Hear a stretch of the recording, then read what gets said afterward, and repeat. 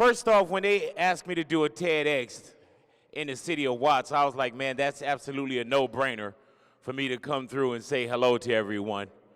And usually I get a lot of people that ask me, like, Big, how did you start in radio? Big, how do I get into radio? And I didn't want to speak today about getting into radio, because what I wanted to touch on today is if there's anything that you want to do in your life. People say, oh, I have a dream, I have a dream. And I understand that a lot of people in here do have a dream. If you have a dream, put your hand in the air. All righty? Now leave it there. Put your hand in the air if you have a dream. And then understand this. You got to wake up. Nothing comes to sleepers but a dream, right? So you wake up and you go get what you want. You got to get what motivates you. You got to find whatever motivates you first. Now, with me, it may sound crazy, but I'm kind of motivated by fear. And the reason why I say I'm motivated by fear is certain things that kind of put you in a position where we were homeless as a family. I never want to be homeless again. We were, of course, in a situation where you weren't affluent, where you don't have a lot of money, but we were million and billionaires in love in my family. But I don't want to go back to where I so-called was. So every day that I get up, I say, how can I make today better than yesterday and tomorrow better than today? Because I don't want to hustle backwards. So I am kind of motivated by fear. So you got to find whatever your motivation is.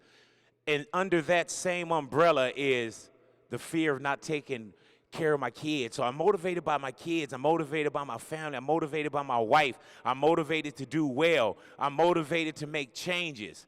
So there's so many things that motivate me, but my first thing, and it's not fear in a bad way or fear of failure, because I've failed possibly more than anyone in this room, because I continue to keep trying.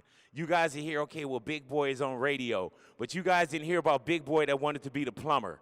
You know what I'm saying? That went to school to be a plumber. You didn't hear about Big Boy that wanted to be a pop lock dancer, Big Boy that wanted to be a rapper.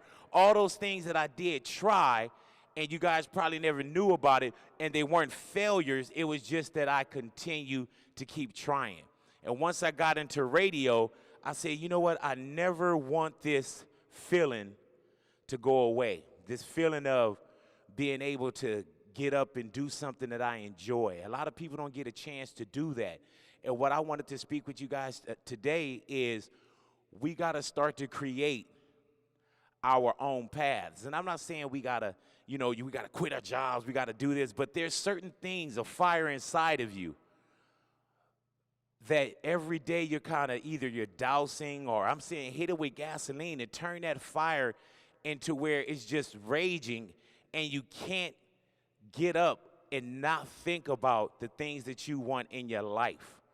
Alrighty, so what I want to do is I want to make sure that I hit a couple of these points. And with these points right here, these are things that kind of help me out as well. And hopefully these things that help you out. You got to know what you want for yourself, whatever that so-called success is. You can't hang on to the next person's success. Has anyone ever seen a movie called Life? If you haven't seen it, you don't have to worry about it. But there's a line in this movie called Life where the brother says, you got to get your own cornbread. You going to get your cornbread? No, Claude, that's your cornbread. Get your own cornbread. Don't worry about what someone else has. Go out and get what belongs to you. Go out and get your blessing.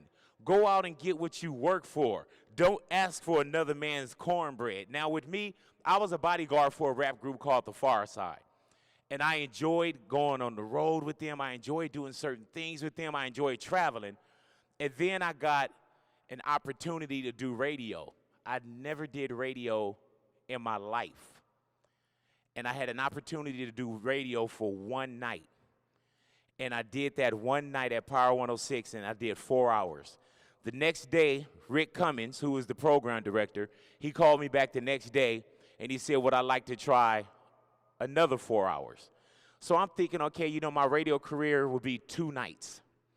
After I do the 2 overnights, they call and ask me would I do the night show. Now, at the time, I was having fun being a bodyguard for a rap group that had hit records. I'm on the road with Tupac. I don't want this stuff to go away. But then I thought about it. I said, man, you can only eat when they eat. You can only eat a fraction of what they're giving to you. You got to go out, and I had to go get my own cornbread.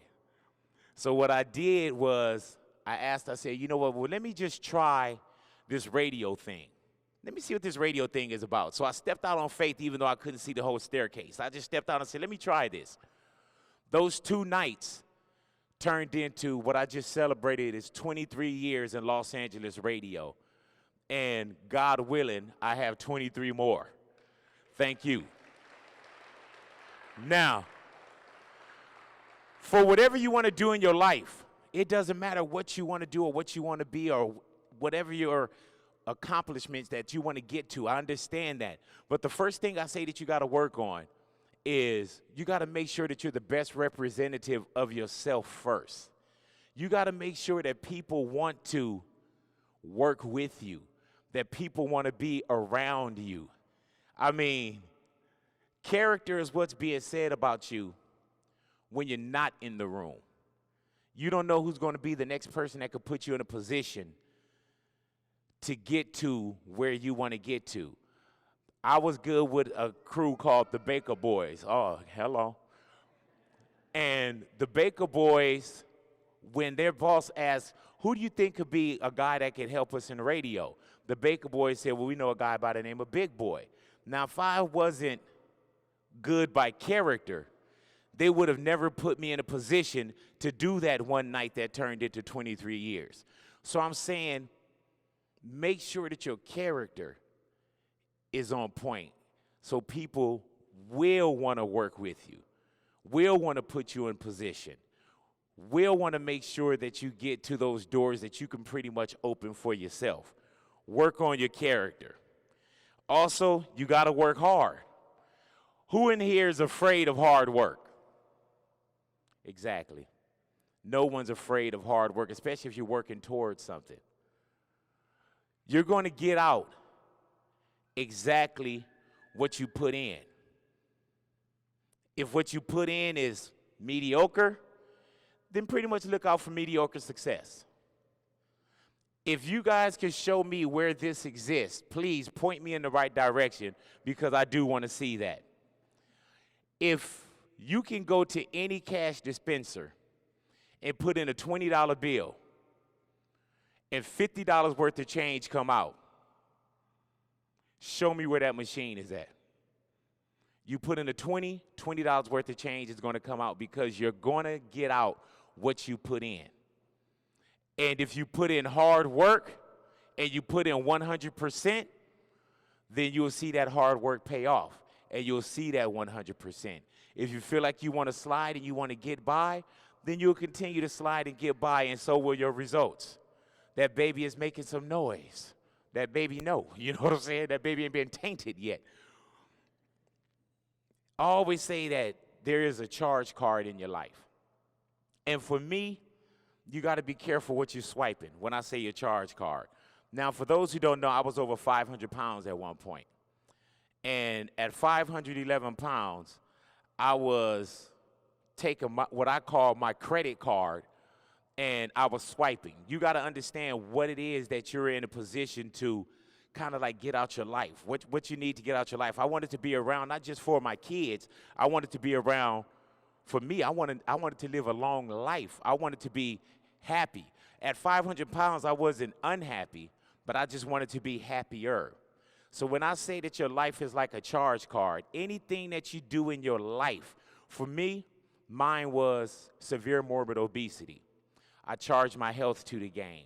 I charged my weight to the game. My heart, lungs, whatever it is, I kept swiping. Anytime I ate, I swiped. Anytime I overindulged, I swiped.